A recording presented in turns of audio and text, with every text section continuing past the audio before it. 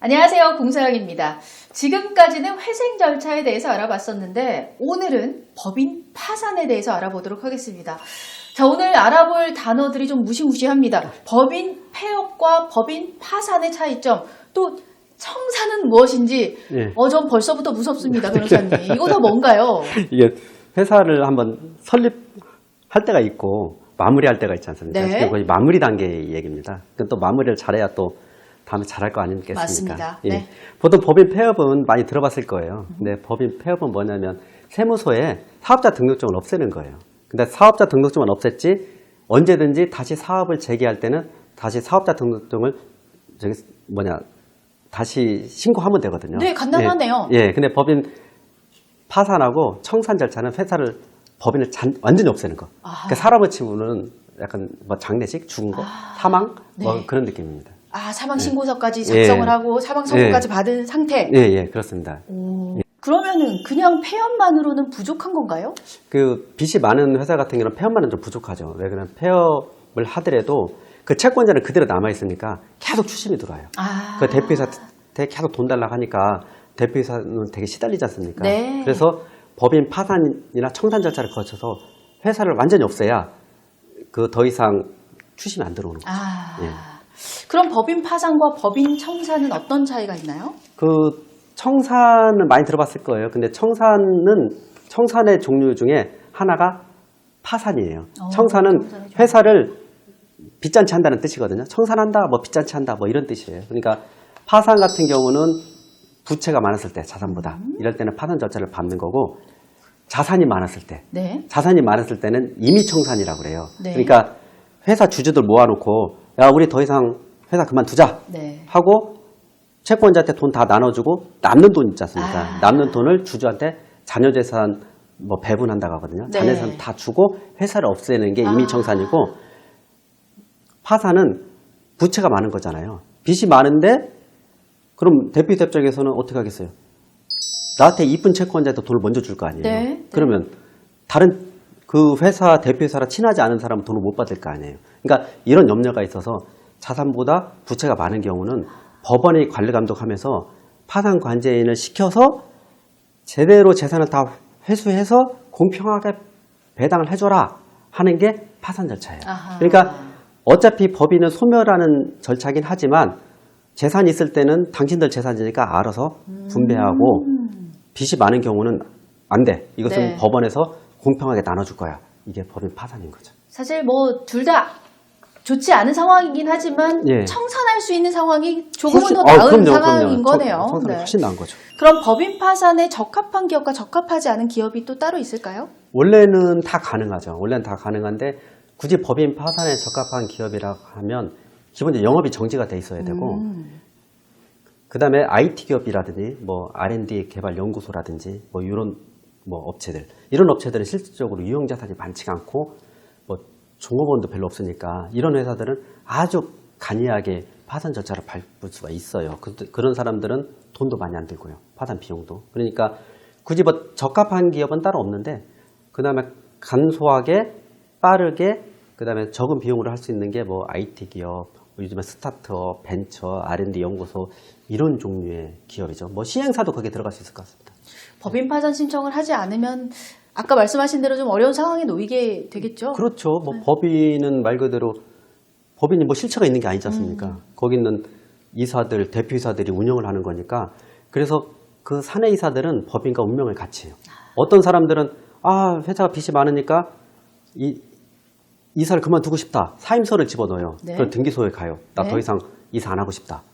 그러면 등기소 어떻게 하냐면 마지막 한 명은 이 법인과 운명을 같이 해야 된다고 하면서 사임서를 안 받아줘요. 그러면 자기가 이 회사를 벗어날 수 있는 유일한 방법이 파산밖에 없어요. 결국에는 파산을. 파산해서 법인을 없애야 자기는 이 법인과 관련이 없고 새로운 사업을 할 수가 있는 거죠. 법인 파산 비용은 법인 자금으로 하는 거겠죠? 그렇죠. 법인. 근데 대부분의 대표님들이 우리 회사에 돈이 없는데요. 항상 이런 말을 해요. 그럴 것 같아요. 제가 뭐라고 하냐면 못 받은 돈 있잖아요. 받을 돈 있잖아요. 매출채권. 왜? 이런 거. 임대보증금 있잖아요. 임대보증금 회수해서 하면 되죠. 그러니까 돈은 없다고 생각하지만 그 자산, 환가할 자산이 있는 거죠. 그다음에 기계 설비도 있잖아요. 기계 설비 팔아서 비용을 마련하면 되죠.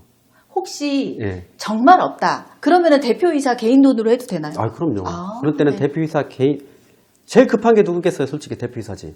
대표이사 개인 돈으로 법인 파산 비용을 하고 자기는 이제는 거기서 대표이사 측에서 이제 물러나는 거죠. 예. 그런 분도 꽤 많아요. 예. 네, 아무래도 예. 법인 파산을 앞두고 계신 분들은 정말 막막하고 또 네. 궁금증들이 정말 많으실 것 같아요. 그런 네. 분들이 자주 묻는 질문들이 따로 있을까요?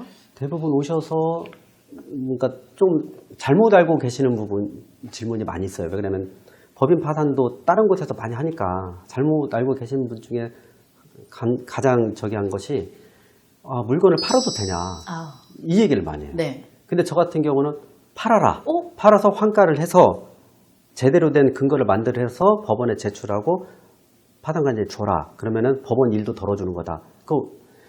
저 같은 경우는 회생 파산 업무를 주로 하다 보니까 파산관제는 다 변호사들이 하거든요. 그러면 주변 지인 중에 파산관제인 하는 변호사들이 많아요. 그럼 그 친구들한테 물어보면 예전에 자기가 했던 사건 중에 부패집 법인 파산하는 것을 담당을 했대요. 그러니까 법인 파산 선고 날 그 부패집을 가보니 부패집이 상당히 회사니까 컸겠죠. 몇 층인데 거기에 막 썩은 음식, 그 주방 요리기구, 뭐 각종 물건을 다 그냥 두고서 그냥 몸만 싹 빠져나갔다는 거예요. 파산 네, 선고를. 네, 네. 그러면 그 뒷정리를 누가 하냐? 아. 파산 관제인이 해야 돼요. 파산 관제인이 청소부 불러다가 다 드러내고, 왜냐면 임대인한테 물건을 넘겨줘야 되잖아요. 그 돈이 더 들겠는데요, 그러면? 그러니까 만약 그 돈이 더 들게 되면 네. 법원에서도 파산 폐지를 시켜요. 파산 폐지시키고 그 대표이사 보고 알아서 정리하라고. 아, 그런 경우도 있어요? 예. 그러니까 차라리 물건을 팔아서 예. 그 돈이라도 조금 챙기는 게 낫지. 예. 뭐 파산. 그렇죠. 예. 그래서 그런 때는 저 같은 경우는 어떻게 하냐면 물건 있지 않습니까? 물건을 이미 매각했으면 매각하라고 그래요. 그리고 주방기구도 마찬가지예요.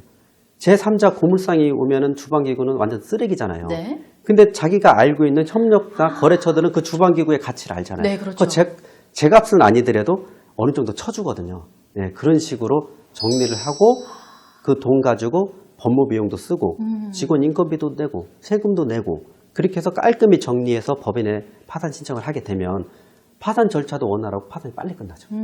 사실 물건을 팔면 안 된다라고 잘못 알고 대부분의 계시는 그렇게 대표님들도 계실 수 있거든요. 예. 팔아도 된다는 예. 말씀이시죠. 대신 근거는 명확히 만들어야 돼요. 근거를 명확히 만들고 팔아야 한다는 예, 맞습니다. 점 꼭 예. 유념해 두시면 예. 좋겠습니다. 또 파산을 하게 되면 직원들 월급은 어떻게 하나? 어떻게 해야 됩니까? 이런 문의도 많이 할 것 같아요. 그렇죠. 직원 월급을 해결 못하는 경우가 많죠. 근데 다행히 우리나라는 도산 대지급금 제도가 있어요. 그러니까 대지급금 옛날로 말하면 체당금인데 대지급금 종류가 뭐 간이대지급금, 도산대지급금이 있거든요. 간이대지급금은 딱 말이 들어봐도 신속하게 조금 준다는 얘기예요. 네. 그 사람들은 그다음에 종업원들도 생계를 유지해야 되니까 한 1,000만 원 한도 내에서 맥시멈 1,000만 돼요. 1,000만 원 한도 내에서 그냥 긴급하게 주거든요. 대신 그 조건이 있어요. 조건이 대표이사를 고소하든지 대표이사를 진정을 해야 돼요. 네. 예. 그러면 제가 대표이사한테 직원들한테 간이 대지급금 받게 해주세요. 이런 말을 잘 못해요. 왜 그러냐면 그 조건이 당신을 고소하고 당신을 진정을 해야 되니까. 그래서 그러지 말고 직원들한테 조금 설득을 해서 시간을 조금 갖고 파산 선고 결정까지 기다려라. 네. 파산 선고 나면 네.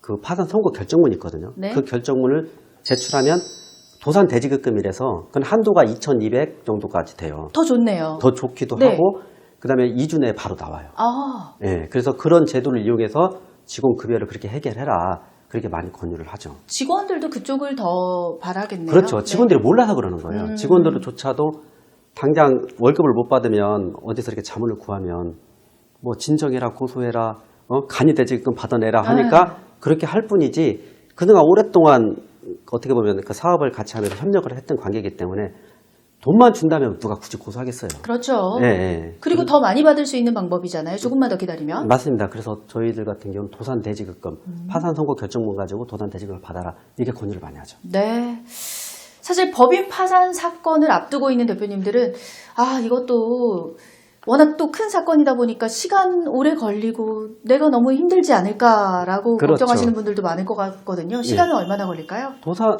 법인 파산 같은 경우는 파산 선고 결정까지는 뭐 한 달이나 두 달 선고 결정까지는 저기 쉽게 나와요. 네. 파산 선고 결정이 그때부터 스타트인 거예요. 그 다음에 파산 선고 결정 딱 나오면 그 파산 관제인이 그 회사를 방문해서 모든 걸 다 걸어찬 거예요. 그리고 심지어 OTP 카드 같은 거 다 가져가고 회계장부도 다 가져가고 그 회사의 비밀번호까지 다 가져가요. 그리고 더 이상 그 대표이사는 그 법인과 관련 없는 사람이 됐다. 근데 상식적으로 일찍 끝나는 것은 왜 일찍 끝나냐? 빚잔치는 거예요. 쉽게 말해서. 그다음부터 빚잔치인데 빚잔치가 일찍 끝나는 것은 어떤 때 일찍 끝나냐? 팔 물건도 없고 네. 예, 배당해 줄 돈도 없고 네. 그런 파산 관제인이 별로 할 일이 없죠. 그러면 일찍 파산 절차를 끝내고 법인을 소멸시켜요. 근데 대표적으로 어떤 게 있냐면 골프장 같은 거라든지 큰 공장이 있어요. 큰 공장에는 설비도 많고 그러면 파산 관제인이 그걸 일일이 다 팔아야 돼요. 네. 아, 그럼 좀 시간이 오래 걸리겠네요. 오래 걸리죠. 네. 골프장 같은 경우도 팔려면 뭐 그 큰 덩어리를 살려면 누군가는 매수자가 있어야 될 테고 네. 골프장뿐만 아니라 거기에 부속되는 여러 가지 시설 집기 뭐 자산이 많거든요. 그걸 일일이 다 매각하고 심지어 어떤 때는 그 쓰레기 같은 것도 다 처리를 해줘야 되거든요. 그러니까 심지어 긴 것은 5년이 걸릴 수도 있고 그렇죠. 와. 예. 크기에 따라서 예. 그럼 기간은 예. 달라질 수 예. 있다. 그래서 근데 대부분의 뭐 대표분들이 걱정할 일이 없는 게 본인들은 파산 선고 한 달, 두 달만 딱 거기까지만 신경 쓰는 거고 네. 그 이후에는 파산 관제인이 알아서 하니까 심지어 그 사업자 등록증 폐업을 안 했어도 파산 관제인이 알아서 폐업을 해줘요. 예. 그러니까 큰 걱정은 안 해도 됩니다. 그러면 일단 파산 선고가 나면 대표이사는 다른 곳에 취업을 할 수도 있는 거예요? 그럼요. 아하. 파산 선고만 딱 나면 네. 뭐 다른 사업에 뭐 대표이사를 해도 되고 아. 취업해서 근로자로 뭐 근로 활동을 해도 되고 뭐 전혀 상관없습니다. 예.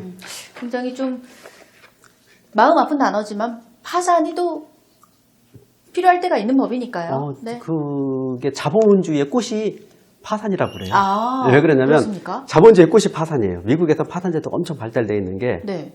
사람이랑 한번 실패를 할 수가 있잖아요. 아, 네. 실패를 깔끔히 마무리 지는 제도가 파산 제도고 새로 시작하는 거거든요. 네. 예, 근데 이런 제도가 없으면 그 빚이 계속 따라다니고 자식까지 막 상속되고 네. 이런 문제가 있죠. 네. 파산은 새로운 시작이 될 수 있다. 예, 자본주의의 꽃입니다. 네, 좋은 예. 이야기인 것 같습니다. 사실 코로나 때 정부 지원금으로 스타트업, 벤처기업이 정말 우후죽순 생겨났습니다. 이제는 정리될 때가 아닌가 싶은데 우리 변호사님께서 이에 대해서 한 말씀 부탁드립니다. 저는 이런 분들한테 냉정하게 판단해서 정리할 때는 단호하게 네. 깔끔하게 정리해야 내년 화랑기 때를 준비할 수가 있는 겁니다. 네. 예. 다시 한번 말씀드리지만 파산은 새로운 기회가 될 수도 있다는 점 유념해 두시면 좋을 것 같습니다. 자, 오늘은 법인 폐업, 청산의 차이, 법인 파산에 대해서 법무법인 발일정의 김용현 변호사님과 함께 이야기 나눠봤습니다. 저희는 다음 시간에 다시 찾아뵙겠습니다. 고맙습니다. 감사합니다.